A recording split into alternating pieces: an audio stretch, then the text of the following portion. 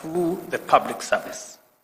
To do this, let us eradicate all practices of sabotaging and discouraging high standards of performance in public service and instead motivate, reinforce, encourage, and support them. Let us also remember that the performance management mechanism is one more platform on which Kenyans will subject our servants to intense scrutiny and align our conduct accordingly.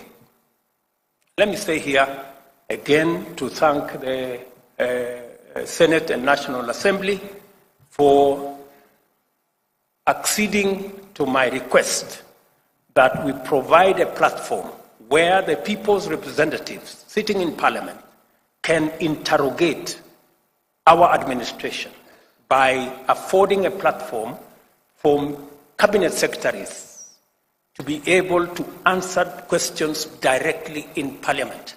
And I am happy that that process is going to begin tomorrow, so that cabinet secretaries can get to the floor of the House, answer questions from the people's representatives, explain our actions, and create a better interface between the executive and the legislature in a mechanism that ensures greater accountability of the government of Kenya.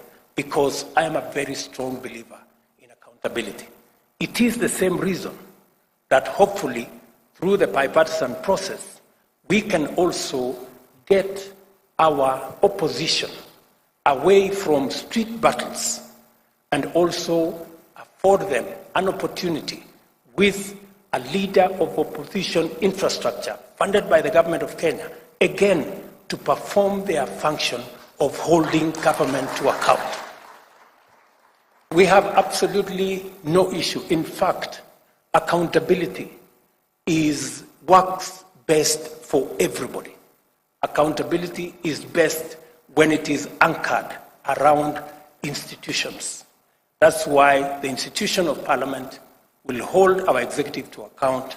We want to build the institution of the opposition, as is guaranteed in the Constitution, as also another institution to hold government to account, because accountability is actually the measure of any performance of any administration.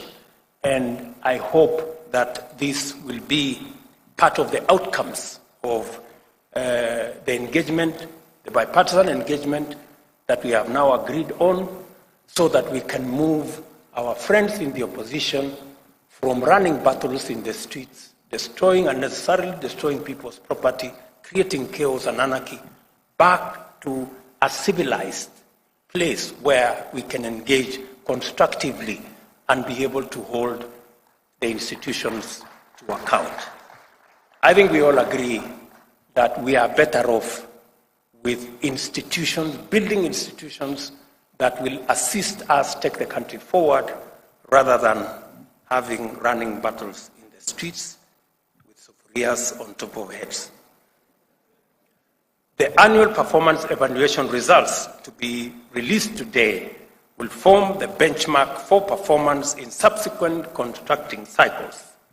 Against this, it will be reasonable for Kenyans to expect incrementally enhanced performance in the spirit of continuous improvement. Similarly, time has come for us to brace ourselves and be ready to embrace the discussion and feedback, compliments and criticism, praise and condemnation that may be instigated by the results to be launched today. That is, in any case, accountability at work. I assure you of my full support as you implement this year's performance contracts and those in future.